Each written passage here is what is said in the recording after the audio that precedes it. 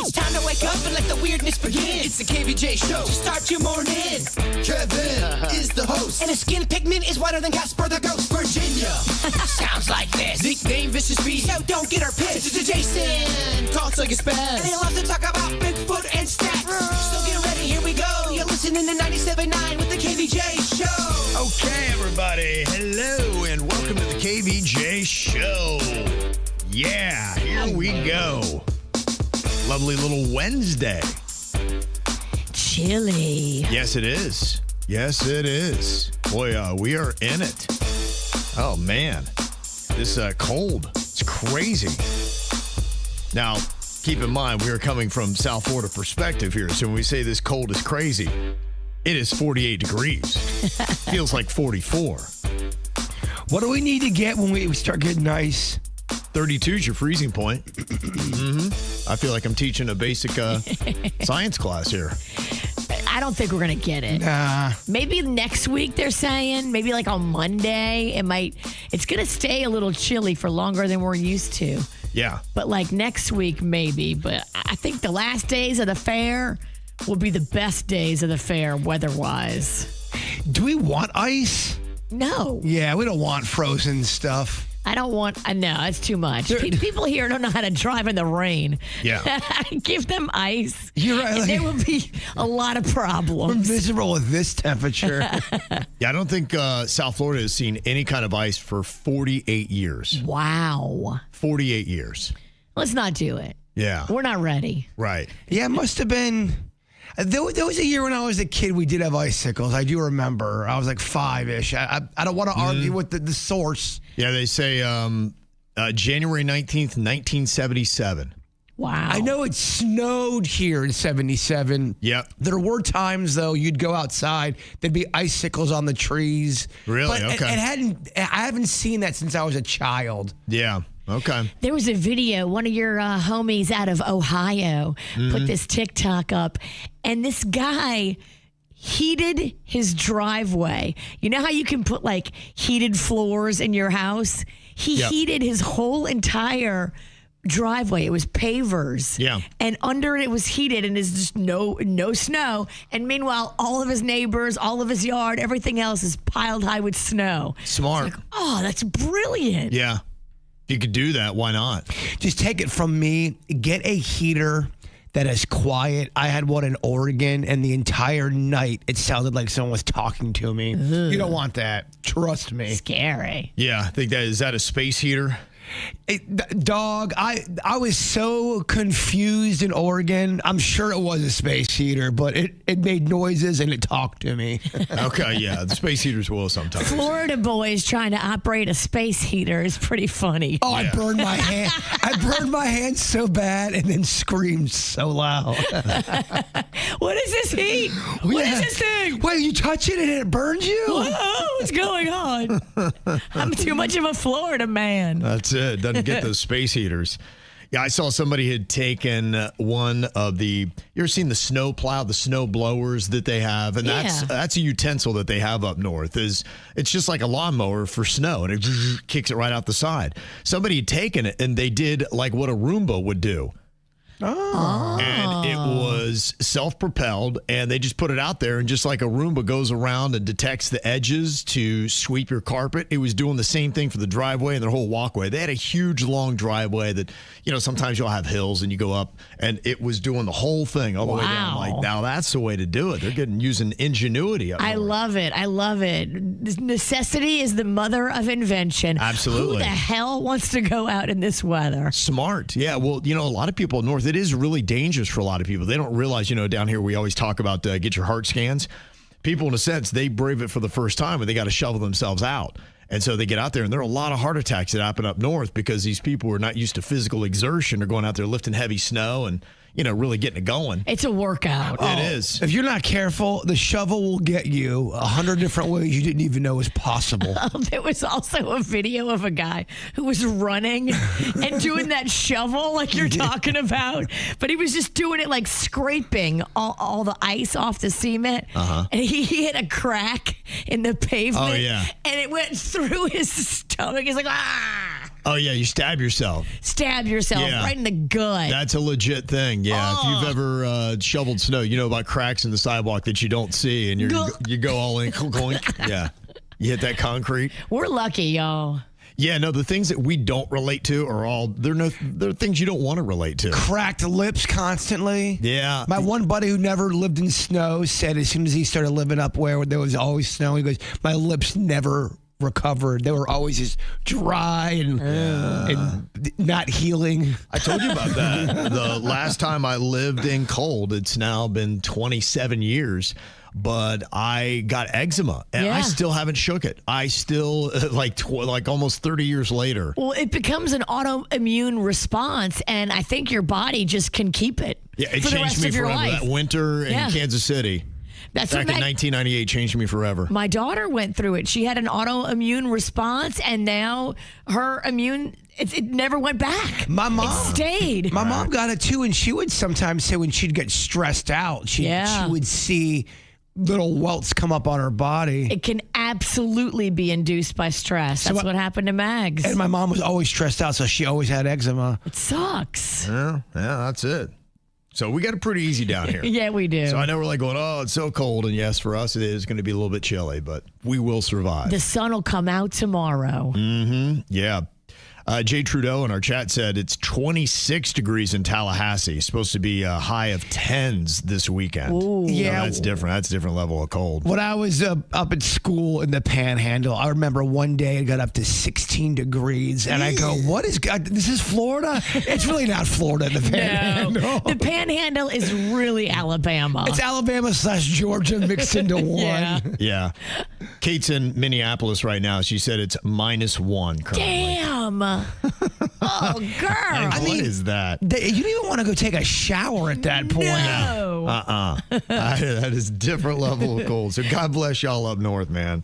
That is not some easy stuff. And we'll try to keep our complaining to a minimum. So I know we got nothing to complain about. We do need to shut up. Mm-hmm. Is it possible Virginia has defeated menopause? Whoa. I don't want to jinx it, y'all. Okay. But I have been tracking this beast for 2 years now. Well, I think we all have. I'm sorry. We've all been on this together. But I kind of look like if I have to go through menopause, you have to go through menopause. So I was getting somewhere between 20 and 30 hot flashes a day. And I'm not exaggerating because I was getting at least one an hour. Some hours I would get 2. Whoa. And that's bad. I mean, your skin starts sweating, your head starts sweating, you produce all these oils, you have to wash your hair every day. Like, it's not fun. And in the past week, I would say total, I've had about 4 hot flashes the whole entire week. Now they say, cut back your caffeine. I haven't done that. They say cut back your alcohol. I certainly haven't done that. Well, good for you. Those are the things that you're supposed to do, amongst others, to cut back the hot flashes. Doing none of it, and I've had a handful in 1 week. But you're in a unique position, though, because you've got magical witch powers, and I'm not sure menopause hits you the same way. I don't know, dude. I'm hoping I'm at the end of the hot flash part. I mean, they do say it's not for an infinite amount of time. It's a finite time, and everybody's different. Some women do it for 10 years. Yeah. Have you got that too, Kevin? Because I know I have. Women bringing up menopause to me randomly because of your story. Did that happen to you too? No, not at all. Really? No, I've never had a woman outside of Virginia mention menopause to me. That's crazy. I think it's good for us to talk about it because I don't think enough women are warned that it's coming and not warned about the symptoms, y'all, because the symptoms make you feel like you're going crazy. The rage, the frozen shoulder, the weird aches and pains, the weird thoughts at night, the sleeplessness, the hot flashes. Like, do you want some breakfast today to celebrate? No, I got to look skinny in my disco outfit on Saturday. Oh, okay. All right, Monday we'll get breakfast to celebrate. Yes. Get through Monday, I will take down some pancakes with you. So, Jbird, have you defeated insomnia? By looking at old Nintendo video games? Well, someone told me, us insomniacs, we're our own crew. We look out for one another, and people are always giving me tips, hacks, ideas, and I'll try anything. This one person said, dude, I'm telling you, go to bed to old school Nintendo games. They have those on YouTube. Denny's just giving me a system where you can put them on a loop. So he goes, yeah, man, I go just listen to somebody else playing it? Yeah, well, no, you can do it that way, or you can just watch and hear the music being played without any kind of commentary. Yes. Exactly. The person that goes to bed, they go to bed to The Legend of Zelda, and it makes them go to sleep. So I tried it. Okay. I tried it with a few games. I tried it with Mike Tyson's Punch-Out. Did not really work. Yeah.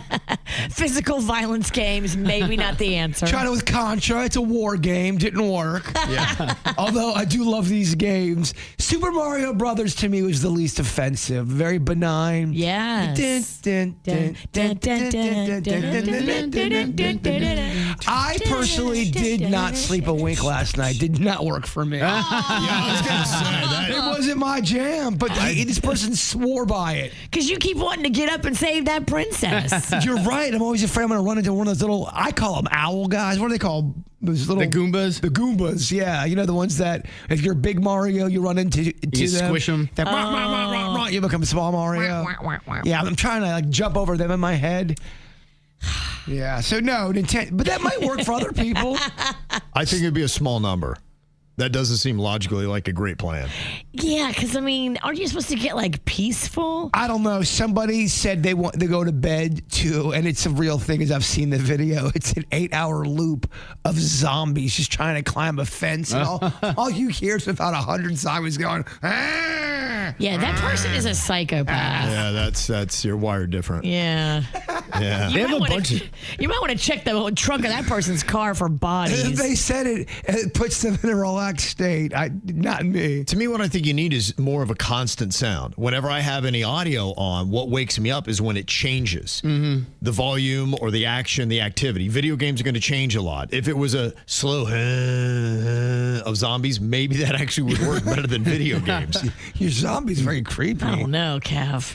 Zombies are going to creep into my dreaming. I wouldn't do it, but I think it would work better in a video game. To me, a fan, that's what I use. It's a constant word that's a... Kevin, we love you on the KVJ show. Not different kind of fan. They do. They have 8 or 9 hour fans on a loop. Yeah. On YouTube. When I travel, I have an app, and it has a lot of different noise effects, and I just put it on fan, and it, helps me. The one thing I think helps you the most is when you merge a thunderstorm in the ocean. You hear the crashes of the water. Sure. And then that's when I do that terrorist thing that you agreed you do it too. Mm-hmm. You act like you've been kidnapped and you are on a boat somewhere and you're hiding from terrorists. Yeah. And for some reason, it does kind of relax you and put you in a sleepy mode. Yeah. Kevin, you backed me up on that. Yeah, kind of what my plan is. I'm more of a hitman. And so I'm kind of hiding. You ever seen these guys, like people that are true marksmen and hitmen, they have to, I was talking to one guy one time, and that's what he did. He was in the Marines for a long time,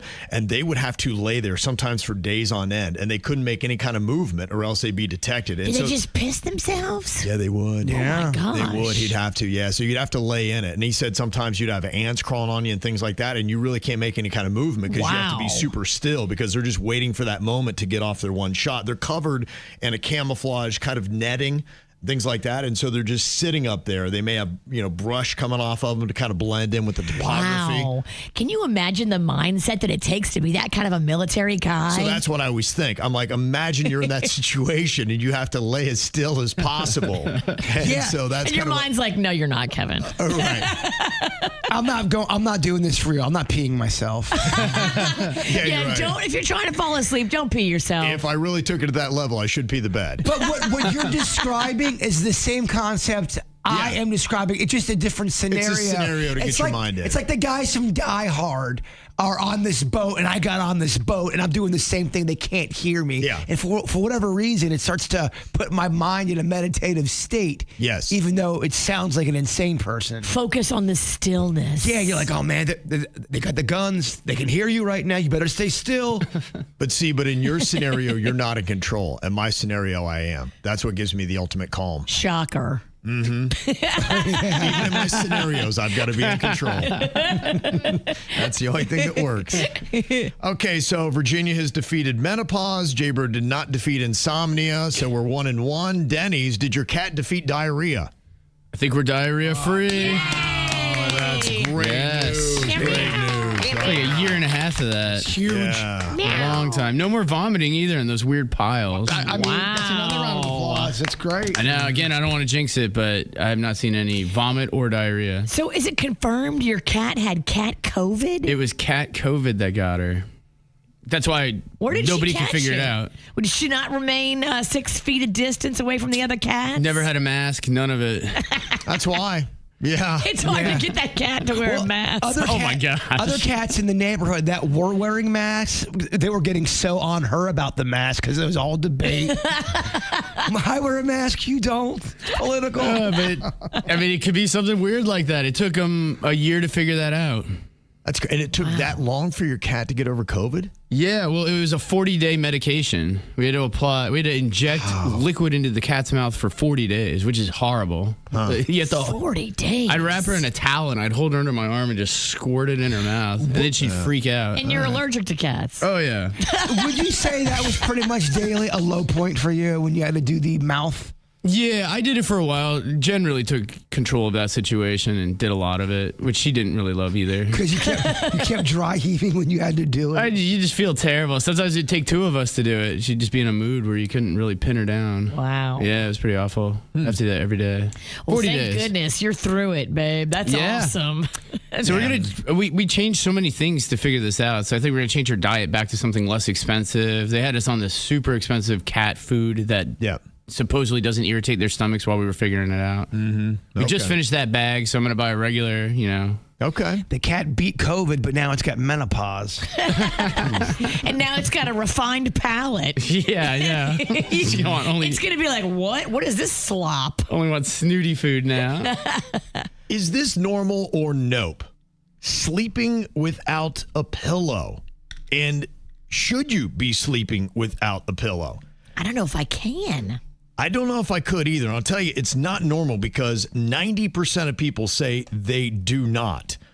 But Denny's has a friend that is doing it because he said that it is better for alignment with the spine. Now, I used to sleep with 2 pillows, and I did read that when you have your head, say, for instance, your body is straight, and at the end, when you're having the 2 pillows, your head is kind of kicked up. And so that is not very good for the spine. So I downgraded just to 1.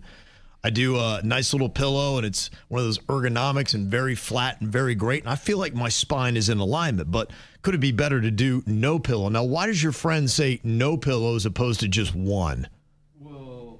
I didn't even think this was a thing. I was chatting with my friend on the phone while I was making my bed, and I was talking to him, and he's like, "What are you doing?" Because I was all muffled. I'm like, you know how you put the pillow under your chin and you're putting the thing on? I was like, "Oh, I'm putting my pillowcases on." He's like, "Bro, you don't need to sleep with a pillow," and that's how it all started.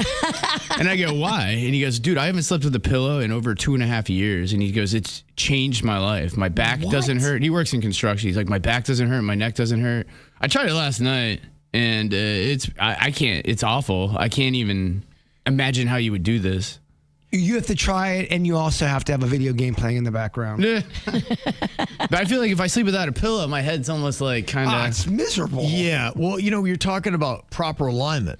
And I don't think no pillow is good, and I don't think 2 pillows is good. To me, I think 1 pillow, and they now make these pillows that are really scientifically proven to put your neck at the right level. Yeah, I've got one of those too. There's like a divot where your head is supposed to go in the middle, and then it's got like it goes up to cradle your neck on the sides. Right. Not a big fan of that thing. No. I wasn't at first because I wasn't used to it, but I gave it like a week, and now I love it. I think I destroyed mine just because I tried to I don't know, folded into the way I wanted it to be. It looks like a spaceship. I mean, it does not look like a pillow should look because there's literally like a divot in the middle where your head goes and then your neck goes on this kind of raised part. I've seen them. And then the sides are really raised so that you can't roll out of it and get your neck out of alignment. It kind of forces you to stay in this one little head cubby. Nah, I mean, I treat my pillow like a burrito. We knew you did. Folding it, I'm pulling it, I'm holding it. She tosses, she turns, she fights dragons. Oh, you guys, if you guys are forced to sleep with me, you'd say, I'd rather sleep in prison. Yeah, we've all been around you when you've been asleep, and it's not fun. I'm the world's worst sleeper. He fell asleep in the front seat and woke up and punched me in the jaw. That was an accident. I did not mean I didn't say you did it on purpose. I know, but let's just make sure that was because I think Hawker pretty good. Yeah, he was telling me in Egypt they didn't sleep with pillows back then, so I guess that's where this all came from. Right, because they didn't have them. But, it was Egypt. It was Egypt. It's all That's They had sand. Their bed was made of clay. they slept on a rock. I don't know if I'd go back to that and be like, let's do what the Egyptians did. They'd look today and be like, dog, you guys are... we didn't even know what pillows were. Yeah. It's called advancement. We had boulders for pillows. We tried straw and then we got fleas. I think we're doing a lot better. Right now, it looks like a majority of people are definitely using just one pillow. 63% said they use just one. 30% are using two. And 8% are using 3 or more. Ooh, wow. Now, that feels like that's really putting you out of alignment, unless you're putting your shoulders up on the pillow, too. I don't know, man. You ever get on a couch or a bed with too many pillows? You kind of get stuck You can't move. and lost. I get claustrophobic. I don't like it either. Yeah. Like I feel like a beaver in a trap. Yeah. I do one pillow under the head, one between the knees if I lay on the side. Yeah, I stuff the comforter in between my knees, and then Panda gets no comforter. Oh, you're one of those? He wakes up, he's like, I'm so cold. There's a whole closet full of blankets. I don't know what to tell you. That's so messed up. Yeah. I can't stand that move. You're waking up with icicles in your eyes. Oh, you would hate sleeping with me, and I would hate sleeping with you. Oh, I've seen you sleep before. It's so annoying how peaceful you can sleep. And you're so not a peaceful person when you're awake. I get it all out when I'm awake. Well, I can relate to this. My family has a text thread. Do you have a text thread in your family, Virginia? We do. It's called Jbird. I got a text thread with a snack pack. You do? And Okay. it is weird. Oh, it is? Okay. I'd like to take a peek at that. I don't even know if it could be released. That's why I want to look at it. Very damning, huh? Yes. Yeah. I'm sure a lot of families do, but one dad is not on his. He said, my wife, kids, in-laws, even my mom are now on this group chat. I'm not, though. What'd you do? Well, apparently, the wife thinks that he's derailing all the conversations, trying to come in and saying weird things and cracking jokes. Dad jokes. Yeah. Hey, Dad's just dadding. Right. Yeah, as long as you're not being like creepy or overly weird like that, let a dad joke. Amen. Yeah, he said, I feel like I've been quietly voted off my own family island. Am I being too sensitive on this, or did they basically socially exile me? Should I fight to be reinstated? We're going to have to hear from his family what he did.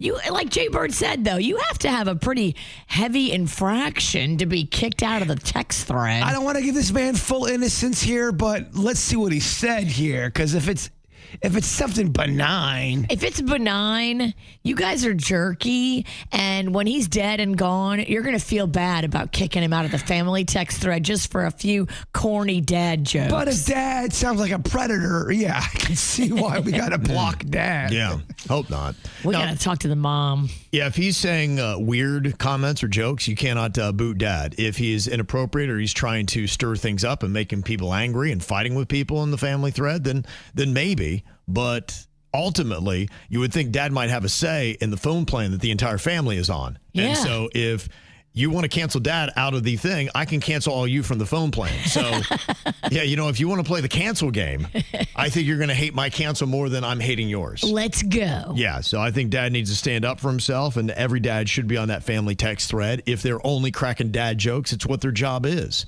They're supposed to have bad comedy. They're supposed to make things weird by what they say in the family text thread. Amen. And there's a lot of people out there that wish that their dad was still here and they could be texting dad jokes with him and enjoying his company. Yeah, I think what happens sometimes, dads, they try to be the jovial one. They may not be as serious, and so sometimes I see it so often, and I really hate the tone that they've taken. There are so many commercials that just always make dads look like big buffoons and total idiots. And I understand what it is, because sometimes you do. You want to be the lighthearted one. Mom is a little bit more serious, and she's reining things in. But then sometimes they take advantage of you, and I'm not down with that. And so sometimes you have to reassert and say, in all seriousness, now dad's got feelings too. That's a big fight online all the time now when there's new movies that come out, how the dad's always made out to be the dumb person who can't. Where is this? What do I do with this fork? Well, I used it and eat with it. Oh, I didn't know. Mm-hmm. Yeah. You got to have some mutual respect, especially from your tax deductions. They better be coming correct. That's all I would have to say.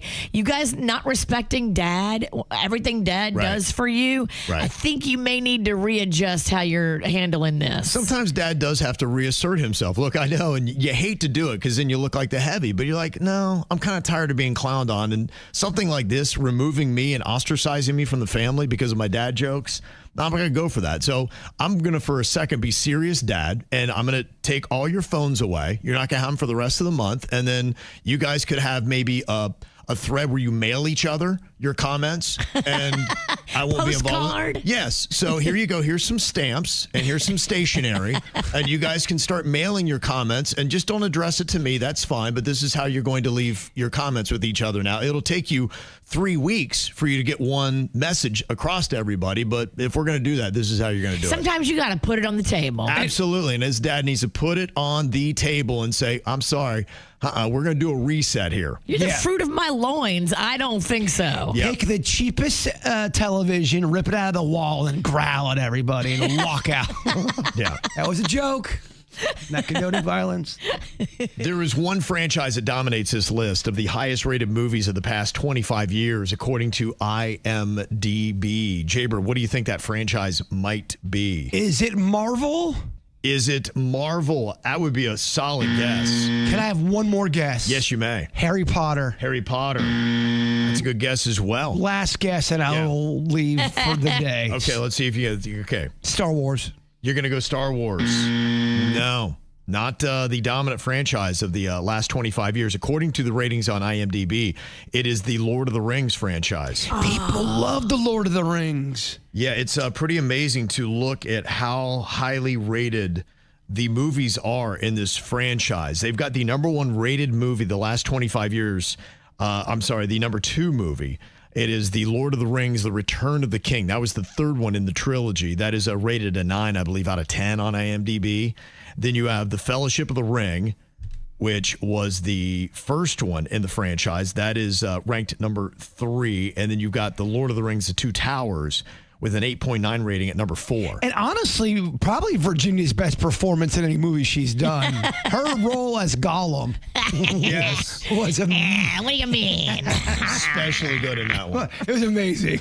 I'll scratch your eyes out. Yeah. Is it Gandalf, the one with the long white beard, the wizardy looking guy? Is that who that is? Yes. Because that's how I want to. That's how I want to age. You're getting there. I want to age like a wizard. Okay. Yeah. I know. I'm getting there. You're kind of like a wizard apprentice right now. I saw a guy out at the Rust Market, and he looked like a wizard, and I go, "That's what I want." To be undateable. Not anytime soon. Right. But when I'm older, wise. You're going to go to robes and staff. Sitting in a rocking chair telling tales of wisdom. Pointy hat with stars and moons on it. Oh, now we're getting me so excited. Yeah. It's so sexy. I don't think you care about being sexy at age 75. You want wisdom, dog.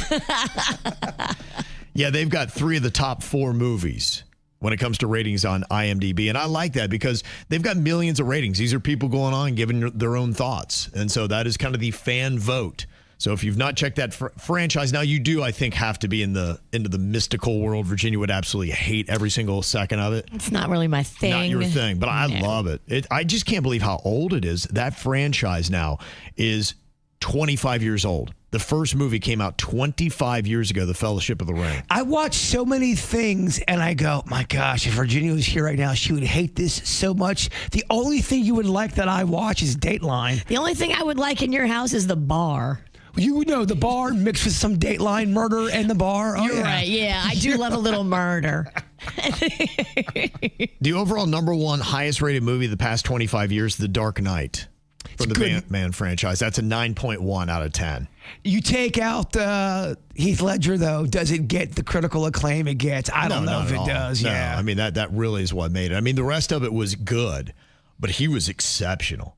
And yeah, he really did make that movie. Just watching him, he really looked like a guy that was going through it mentally. Who's the better? Is it Heath or is it Jack? I like them both for different reasons because they both play it differently. Different styles. The one that Jack Nicholson was the Batman in, that was in the late 80s that they had that franchise.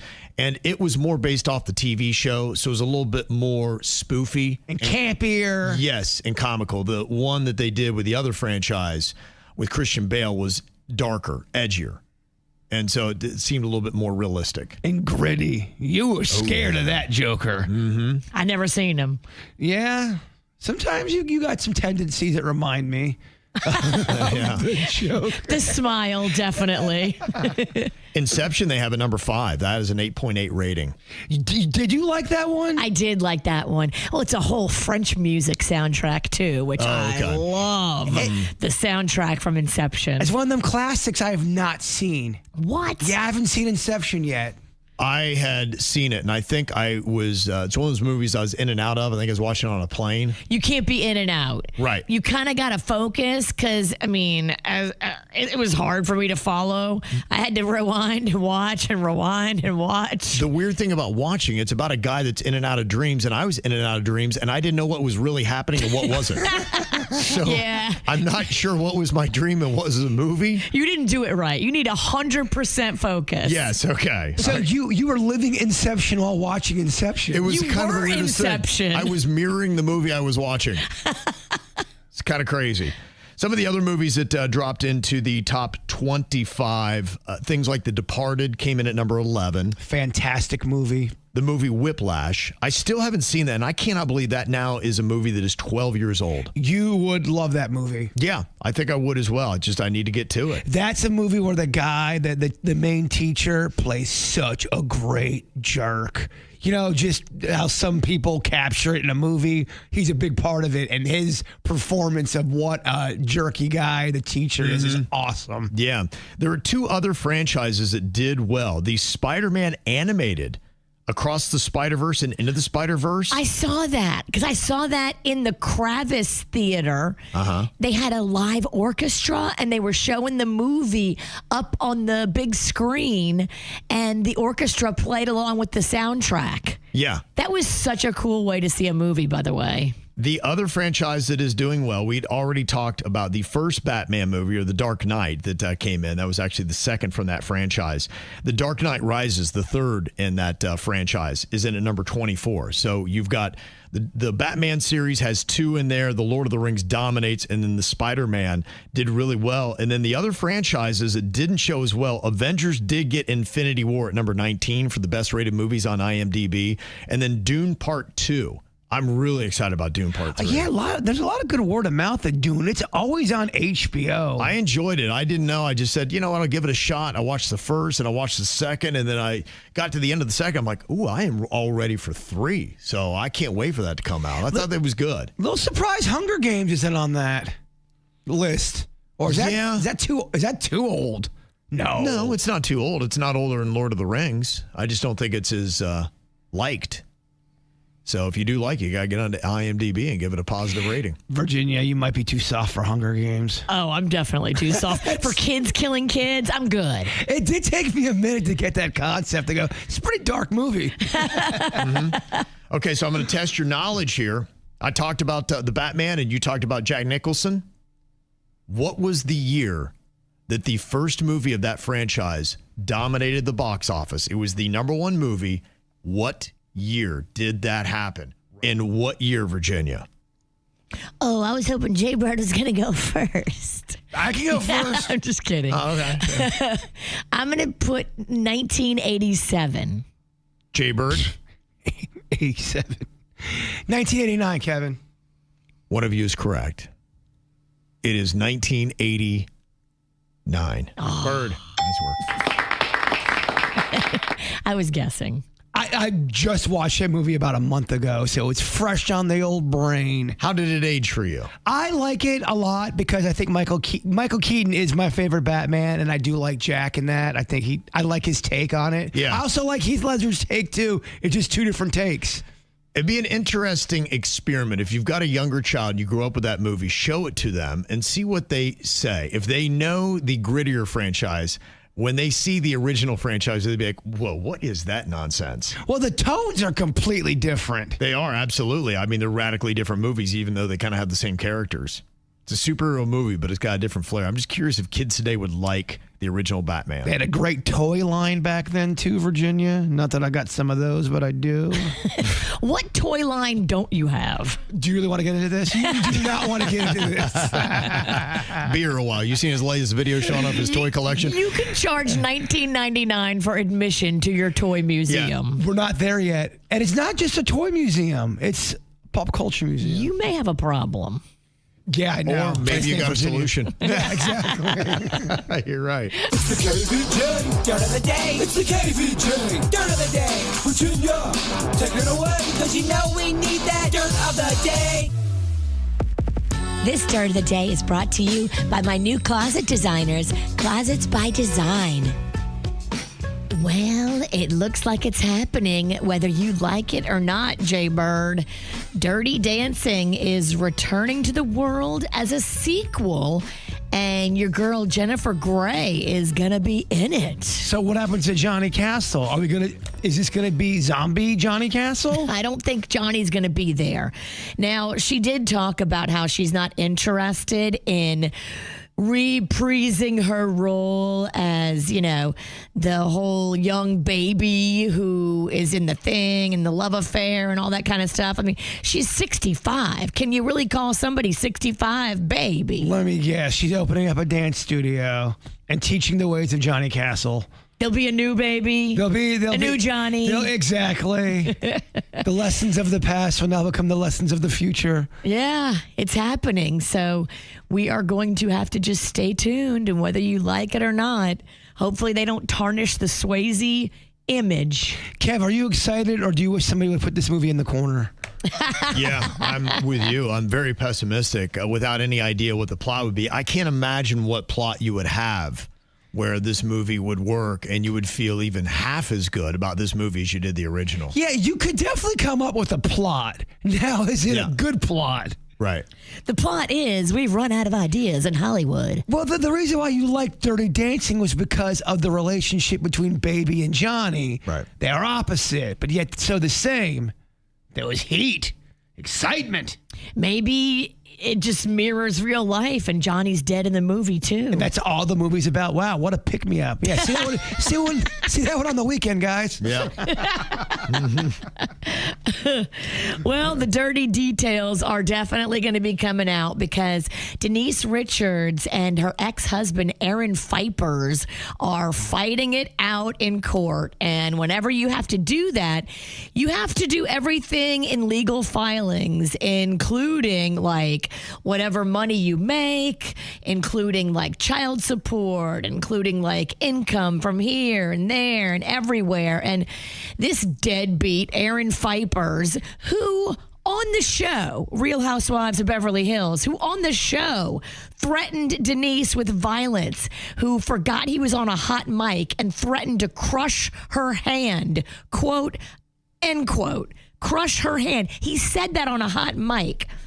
He is now in court telling the judge that he deserves half of her OnlyFans money. If you had to guess, how much do you think Denise Richards makes every month on OnlyFans? Oh, you're making us play? Yeah, I'm making you participate in a Real Housewives of Beverly Hills story. I know you're kicking and screaming, but I'm making you play. What does Denise Richards pull every month from OnlyFans? I guess $1 million. I'm going to go $1,001,000. That's a little high. It's a month. Every month. Oh, okay. She All right. makes about between $200,000 and $300,000 Okay. a month. That's good. I thought she'd make more, but Still pretty darn good, though. I mean, to see an old girl getting that money, she's no spring chicken, and she's out there getting $300,000 a month on OnlyFans. That's amazing. What does she do on there? Is it just because I know there's a lot of different things. It's not always salacious on there. Sometimes people do other things. She does some salacious stuff. I think she takes requests, and I think you can private message and make offers to see video fun. I don't think she does anything with other people. I think it's just her. I don't think she's gone that route, but he is saying that he deserves half of all of her OnlyFans money. Well, that's how me and Kevin feel about your website. Weird Toes, what's it called? It's called witchknowscutetoes.com, and it hasn't made a dime. Look, it's in a way, it's KVJ adjacent, and we want our piece. Just wait. Oh, you'll be in it. You'll be on it. Kevin wants nothing to do with this. yeah, no, it's all your thing. You'll change your tune when you see what I pull. Oh, yeah, you think so? Nowhere near Denise Richards' money. Right. And finally here, talking about pulling money, Harry Styles just recently announced that he was going to be doing a 30-date residency at Madison Square Garden in New York City, and fans flocked to the website to try to get involved in that pre-sale. Now, we're currently in the pre-sale. The general sale of those tickets goes up on Friday, and the prices are going up and up and up. More than 11.5 million people have registered online to try to get their hands on pre-sale tickets, and that is a record for the venue and for any single market pre-sale ever. So Harry Styles pulling numbers. I get confused sometimes because the game has changed. That song you played the other day, Kev, from Harry Styles that we didn't like. Yeah, right.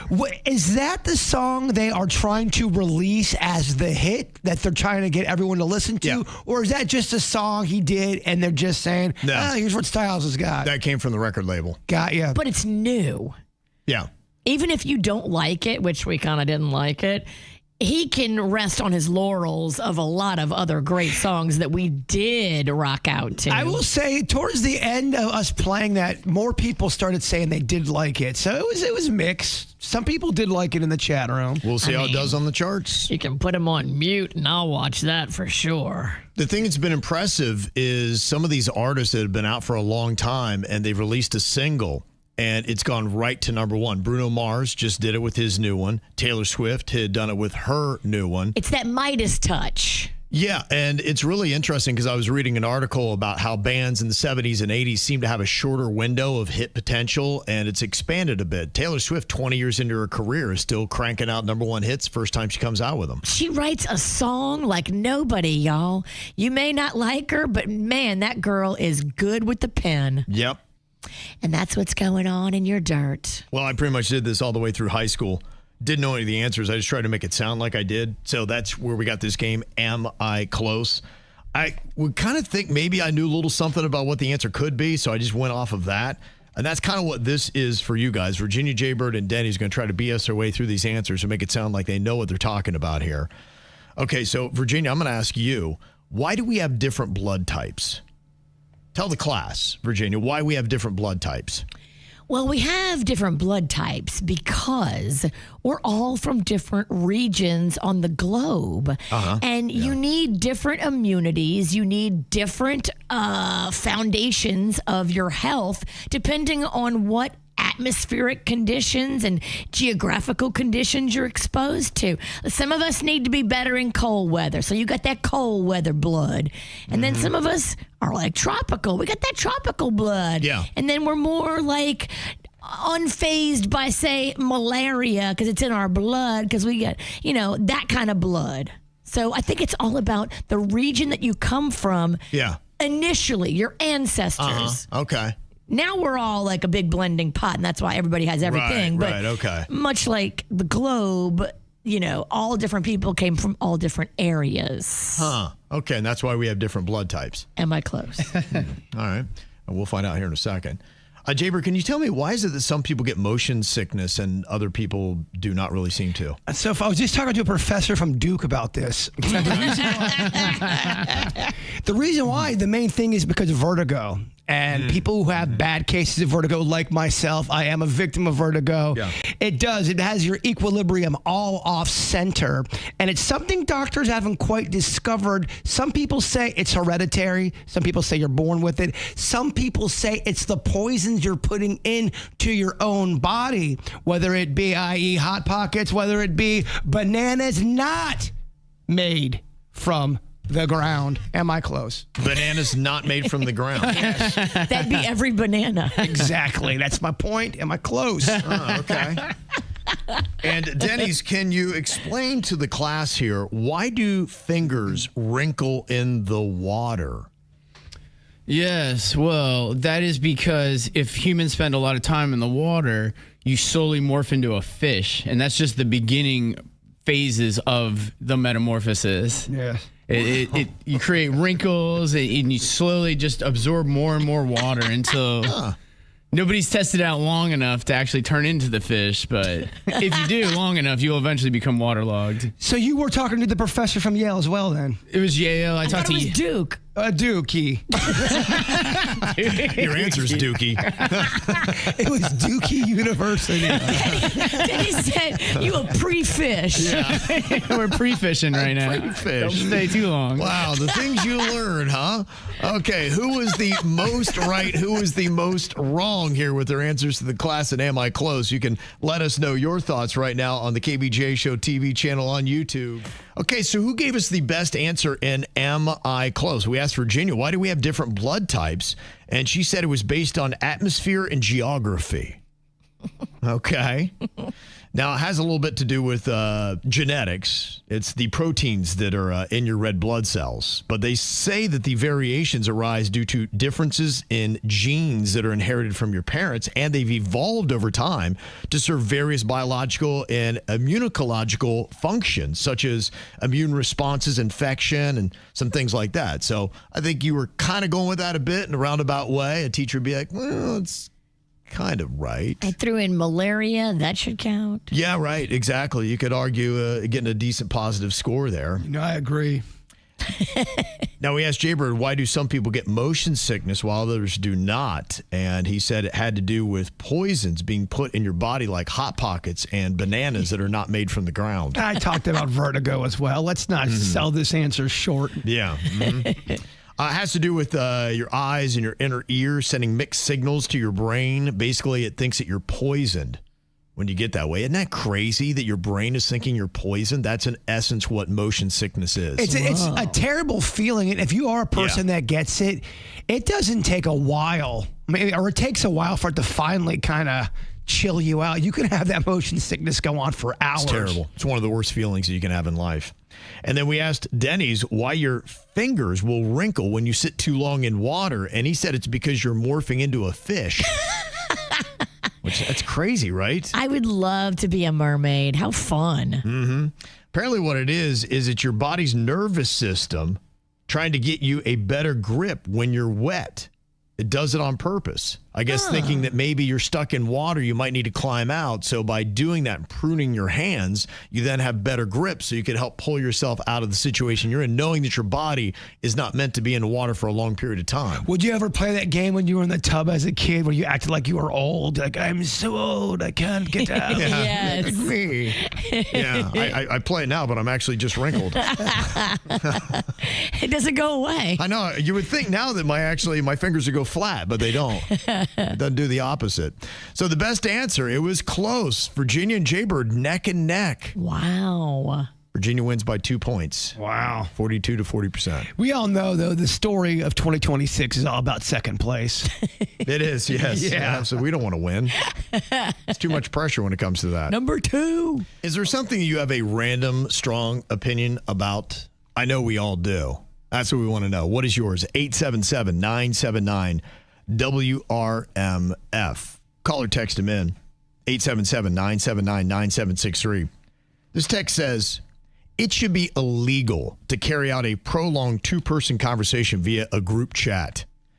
Have you ever seen that where there's 8 people on a chat thread and there's only 2 people that keep texting back and forth and your phone keeps blowing up the entire time? Like, can you two just maybe hop off and do your own thing? Like, you can see the other 6 of us are not into this conversation. Yeah, you have to be cognizant of that and maybe remove yourself if it's that private and the 2 of you. And I think if it's back and forth and you go more than 3, then at that point, I give you maybe 3, but at that point, you got to get off and do your own sidebar. Look at what you're saying. If what you're saying doesn't pertain to the group, right, or the group can't learn something from it, then take it private. You know what really annoys me is if I'm editing a video on the phone and that happens and text messages are flying and you accidentally hit one of the text messages as you're editing. You're like, guys, I'm trying to edit right now. I know, exactly. Yeah, that is really annoying. There are a lot of things that cause interferences on your phone when you're trying to do stuff. I mean, I know you can turn off certain things, but then what's going to happen is I'm going to forget that I turned it off. Yeah. And I'm going to get no text messages. Yeah.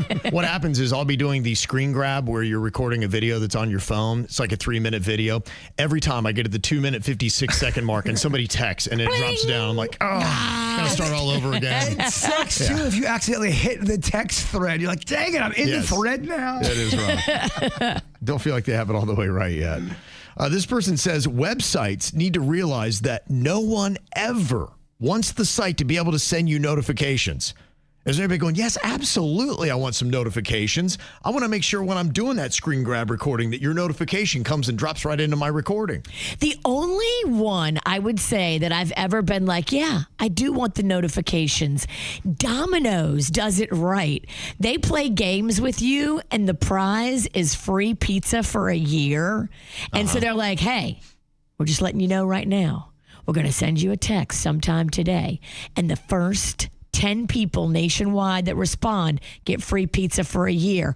And I see that and I'm like, holy S-bomb. Okay, that is the only notification that I will be excited to be solicited by a company. Keep in mind, too, when people do that whole, you win this for a year, it usually works out to it's got, 1 item per week. Right, yeah. But that's still awesome. It is. Free pizza every week. I'm telling you, Domino's, whoever's doing that work for Domino's, they know what they're doing. I agree. I just have seen people get burned when they win something full for a year. They think they get this for all year long. Right. They're getting, every day they can get a free pizza. I'm here to tell you it's not true. So they probably have about, 3 million people on that notification thread? And so you got a chance 10 out of 3 million? Maybe more than 3 million because they got me and I'm pretty hard to get. Yes. And that's the one that gets you going, huh? I'm not loose with what I sign up for notifications on. Have you ever won free pizza for a year? No, but I did win one time a $50 coupon towards any pizza purchase because I was quick. Okay. I don't want to brag. Not quick enough, though. Not quick enough. Yeah. It had to be like 2 seconds. Imagine who is. Somebody who's just holding it, waiting. Waiting for that moment. Mm-hmm. This person said in their random strong opinion, they said, if you have a contact in your phone that isn't stored under their real name because you don't want your partner to know that you have it, you really need to reconsider your relationship. Damn. Oh, yeah. If you're hiding names, now I love giving nicknames to everybody because that's just how I do. But, I mean, I'm not hiding anything.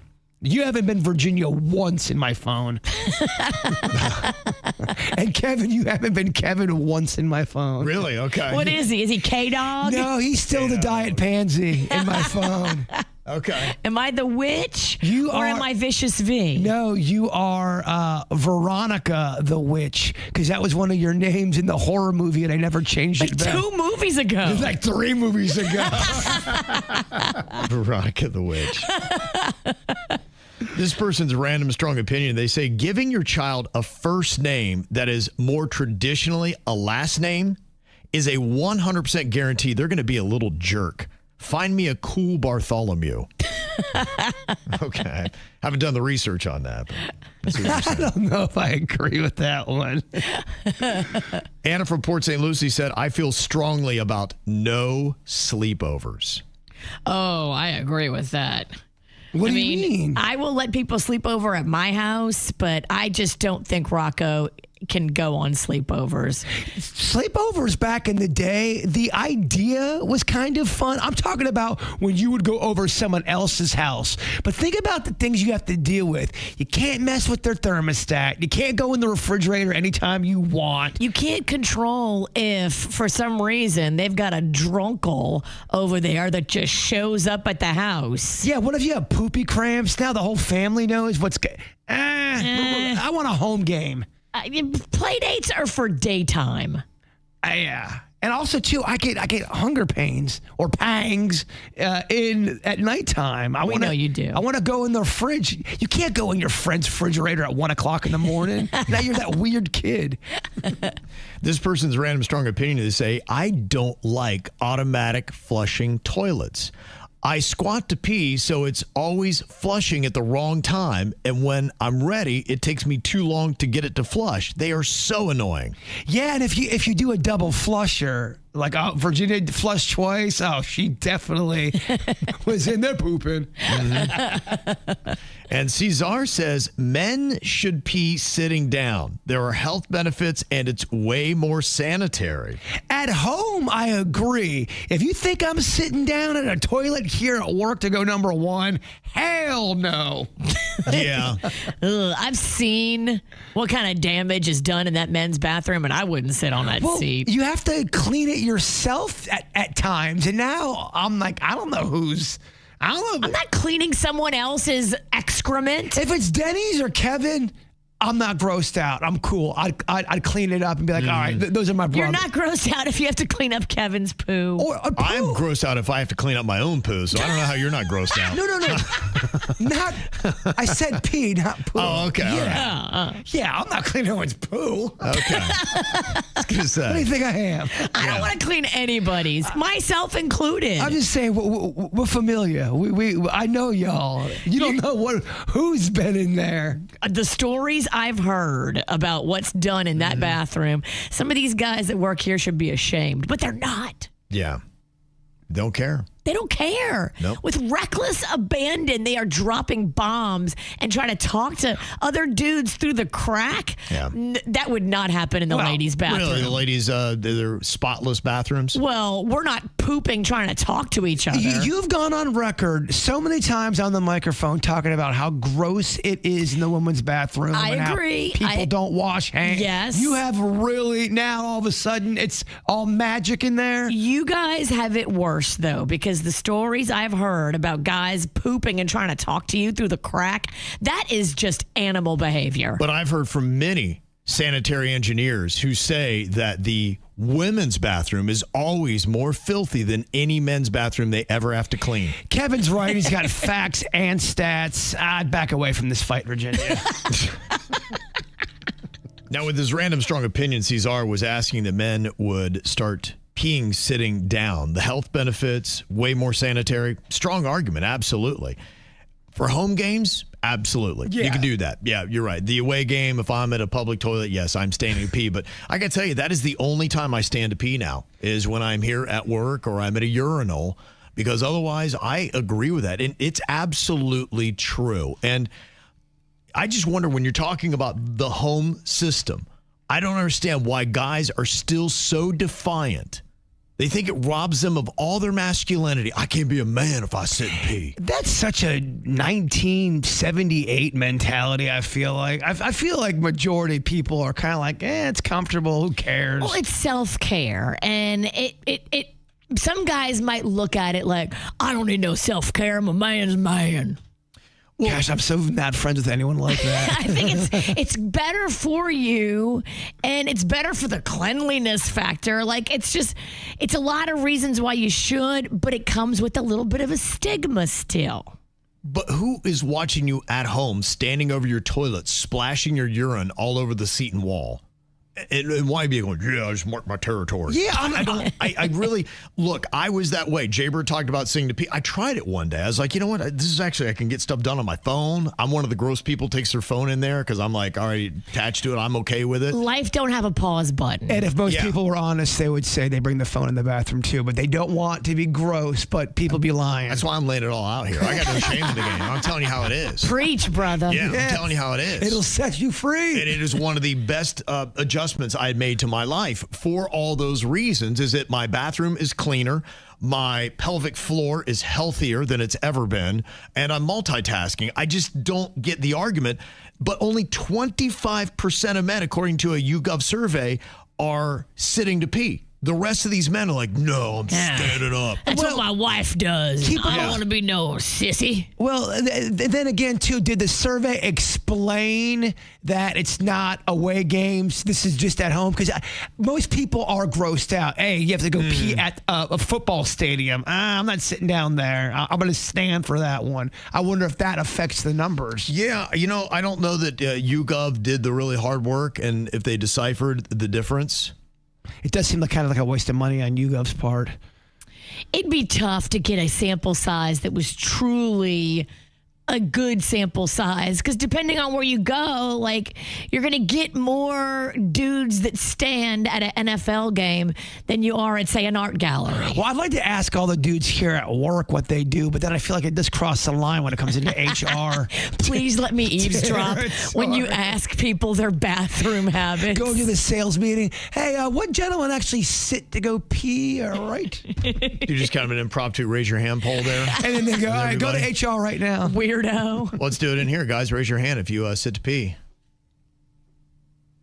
Denny's is still a man. Look at that. 2 out of 3. He ain't doing it. Denny's, I got to know why. I have to understand the explanations on this. Is it because you're challenged in your manliness by sitting to pee? Why can't you do that? It's just because I have a baby and I have to pee as fast as possible, or I have to have him watch me. So he learned how to potty train by doing that. So now we just pee together. It's kind of weird. I'm not necessarily going to bring that up for everyone. I feel like I've overshared. I really regret talking. I really didn't want to let that one out. But. Did you hear how he trailed off at the end? He didn't even want to finish that sentence. Sorry, I didn't get that last part, Denny. What, you and your kid always peeing? What, are we talking about in the same toilet at the same time? Is that what's going on here? Yeah, he's got a mini toilet next to our toilet. Oh, so. It's kind of sweet. Oh, it's adorable. Can I please stop asking these questions? It is, yeah. Sorry to put you on the spot there. Okay, so here's how it breaks down with men sitting to pee. 23% of them say, never. You'd never catch me doing such a girly thing. Sitting down to urinate. Not going to happen on my watch. 23% say that. 16% say always, doesn't matter, home and away games. But 61%, the majority are like myself and Jbird. At home. Yeah, okay. That feels right. Okay, so I like our numbers better than the YouGov because the YouGov just sounds like we're in a Neanderthal era where only 25% of men are manly enough to admit they sit to pee. I think, too, it depends. KVJ Nation drinks a lot. So if you drink a lot, you pee more. You think this has to do with alcohol intake? I do. I think it's all. Do you it's think a numbers everything game. has to do with alcohol intake? In my life, yeah. Yes. More you drink, more you pee. Okay. All right. There you go. Breaking it down. And you're right, too, because the more you drink, the less you're going to hit the toilet if you're standing. True. Your aim gets not better the more you drink. Yeah, at least you're sitting down to pee and you're not standing to go number 2. You know what I mean? Because that would be a problem. I feel like that's impossible. Not if you put your mind to it. Okay. Make a video. It's the KVJ Dirt of the Day. It's the KVJ Dirt of the Day. Virginia, take it away. Because you know we need that Dirt of the Day. This Dirt of the Day is brought to you by my new closet designers, Closets by Design. Well, I think a lot of times men and innocent women underestimate the power of a toxic female who wants to cause trouble and create drama. I think that's what we have going on here with the toxic mom group that includes Meghan Trainor, Mandy Moore, Hilary Duff, Ashley Tisdale. Because this is a power move. Make no mistake about it. Ashley Tisdale knows exactly what she's doing when she unexpectedly met up with Hilary Duff's estranged sister and put it all over social media. Hailey And Hilary are estranged. What? So what's the one way to piss off Hilary? Go meet up with Hailey and put it on social media. Start the war within. And that's exactly what Ashley Tisdale did. So, yeah, there are no accidents. When females don't like other females, they tend to try to gang up and get some like-minded girls on their side to throw Molotov cocktails. The enemy of my enemy is my friend. Yes. Exactly. I've seen that happen where two people hate each other, but there's just someone they both hate just a little bit more than each other, and then they kind of start clicking. Yes, I've had it happen to me. I've had 3 losers gang up to try to take me out before. It happens. Girls do it, and it's just a thing. It's a pecking order. It's a queen bee thing. I think women create way more drama than they really need to, but here we go. I guess it's just part of being a competitive female. So, Kevin, I can't believe it. It's not a man-bashing story. It's not. It's actually a woman-bashing story. Remember this date. If women moved more like men in these kind of situations, you wouldn't have nearly the drama that they create for themselves. Mark this day down. Yes. It's a big one. It's a big event. Big one. It's a big event. It's a big one. Move more like men, girls. Come on. Cut it out. In other news, did you see that Quentin Aaron, now he's the actor that was in the movie The Blind Side. He was the main player. We had heard that he had fallen out the other day. His legs gave out. Nobody knew why he collapsed. Well, now we know Quentin Aaron had a cyst on his spine, a very rare cyst that they never would have. There was no way for them to know he had this without the accident that happened at his home. And now they had him on life support, and they were like, okay, he's got a blood infection. Okay, we don't know what's going on. Body scans revealed the cyst, and now we know exactly what it is and how they're going to be able to treat it and what exactly his road ahead is going to look like. But without that body scan, they would not have found the cyst. I have a stupid question. When you say body scan, is that something where they scan the entire body, or does each section of the body kind of get its own scanning procedure done? I think for something like this with him, I think they scanned his whole entire body to figure out, okay, what's causing this blood infection? And then that's when they saw the cyst, and they were like, okay, here's our problem right here. And now they're able to zone in on it and fix it. But when you do these preemptive scans, you can find that cyst before you get the toxic blood infection. So I just recommend it for everybody. Okay. And then finally, here in other news, BTS has sold out all shows on their upcoming North American tour. That's better than BTK. He's not going to. His tour is not selling well. No. Not as popular. Thank Not nearly goodness. as popular. Yeah. They're going to be doing 12 cities in North America and 5 in Europe, and all of them sold out. Yeah, you know, the other tour that seems to be getting a lot more negative press, and there's a lot of demand on it, but the Harry Styles tour, a lot of people were first upset that he went with the route of the residency thing that he's going to be doing, where instead of going to all these different cities, he's going to go to one city in America and you come to him. He's doing that across pretty much the entire world.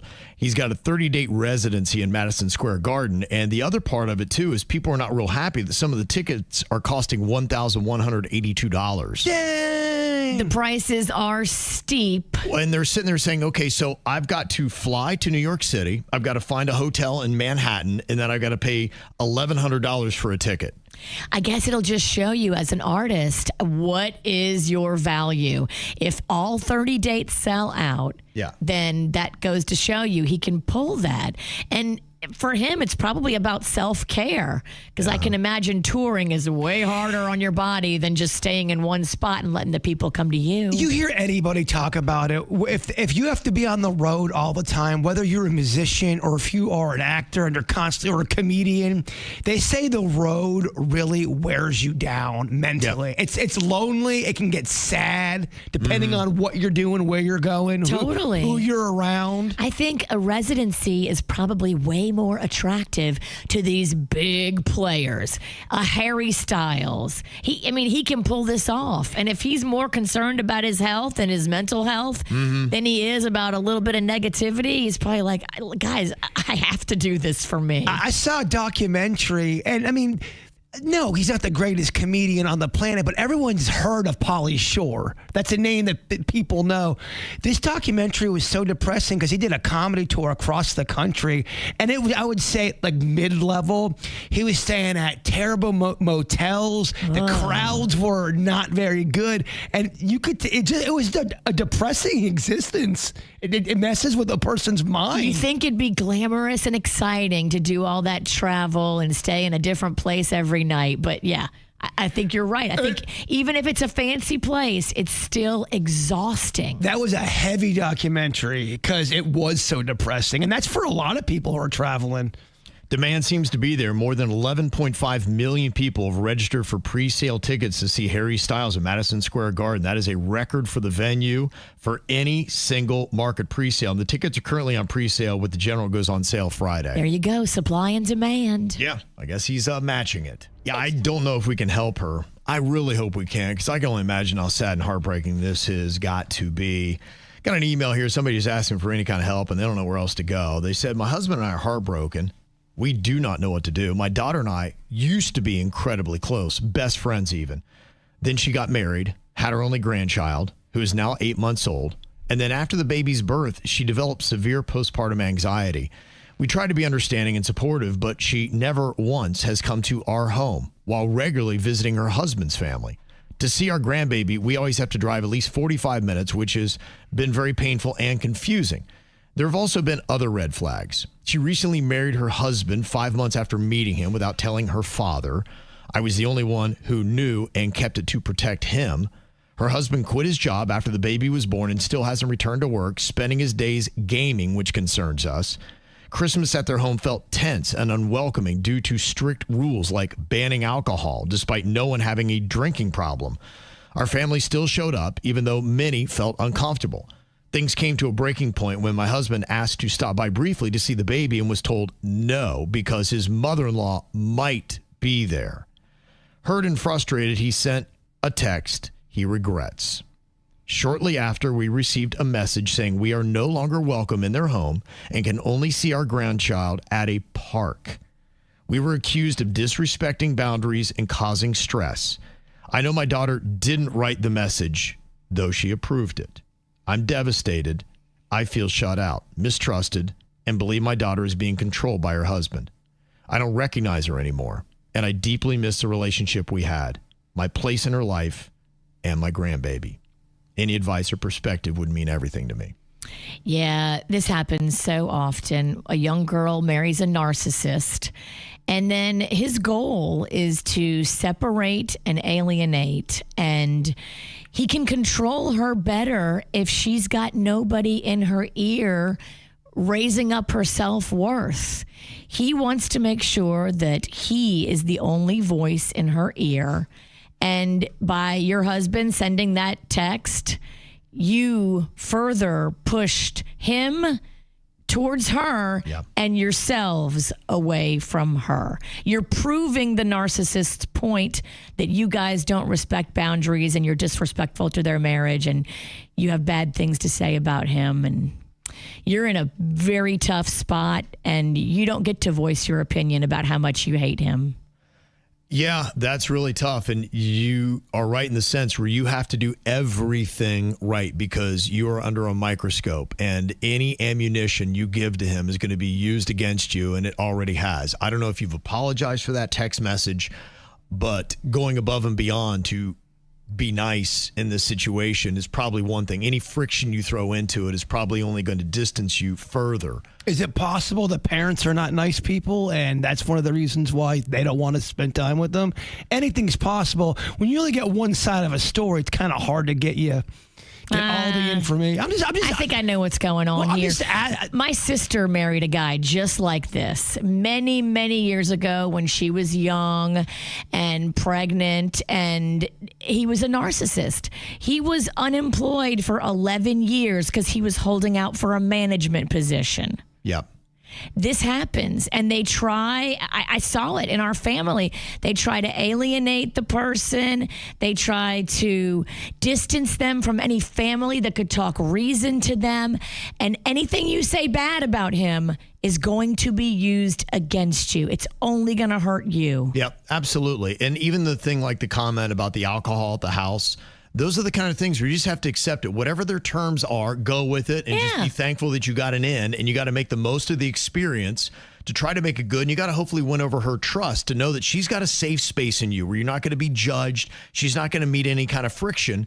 And then if he continues to give her friction and be all over her, then maybe one day she'll come running back to your arms and be like, can you help me in this situation? She will. Look, as she matures and she begins to see what's happened to her life and how much control she's given of her own thoughts and feelings and movements, once she hits that point when she just goes, oh my gosh, she will hopefully be able to be strong enough to get away from him. Mm-hmm. But it's not going to happen by you telling her about all of his flaws. It's just not how it's going to happen right now. This stuff is really tough. This can happen to your girlfriends, to your siblings, can happen to your own children, as we're seeing right here. And I've got friends that are still in it that have tried for 10 years to get out of it because they're with a narcissist. It is powerless. Mm-hmm. Yeah, we even talked about that. The toughest person to divorce. We had this discussion a couple weeks ago on the show, and it came back pretty much unanimous that it was a narcissist. They're manipulative and they're just one step ahead. And if you're a sweet, innocent person, and if you have sweet, innocent parents, you don't understand what a narcissist is capable of. Mm-hmm. Yeah, so you just have to do everything right. Wait for something to be wrong on the husband's part. Hopefully she'll come back to you. You can open the door again and maybe help her through this. And then it's got to be her decision. You can't try to tell her what to do because he's going to use it against you. Carolyn is on here from Boca Raton, and you say this had happened with your brother, Carolyn? So it was pretty similar, but I mean, there was no children involved. But my brother got with a girl, and long story short, they were together for about 10 years, and I lost my brother, really is what happened. He was one of my best friends, and she slowly started to isolate him from all of us. And we couldn't talk to him alone. We couldn't go anywhere alone. I have another brother, and the three of us, were talking one time on like a conference call, and I said, we need to just plan like a siblings trip. And he's like, well, I can't go without her. And he was completely controlled by her. We would call him, and if they were in the same room, he would have the phone on speakerphone so that she could hear everything. We couldn't do anything with him alone. One time we went to visit them. They lived in Wisconsin at the time. My mom, my kids, and I went to go visit them, and we left after 2 days because we felt so unwelcome. It was so uncomfortable, and I lost my little brother. We tried really hard to include her in our family. We tried to, give her gifts on her birthday and Christmas. We tried to be nice. We did everything we knew how to do, and we just lost that relationship. And I hate to say it, but either this woman needs to wake up and see what's happening, or this is how it's going to be. The only way I got my brother back was when she died 2 years ago. See? You can't fight the narcissist. You just can't. You're going to lose. And he fully came back like he had never been with her and everything was exactly how it had been before? Pretty much. It's a long story what happened. She had cancer. She had a reaction to a medication and the radiation, and it ended up causing a hemorrhage, and it killed her. But which was terrible. It was horrible. She's 32 years old. But the point is,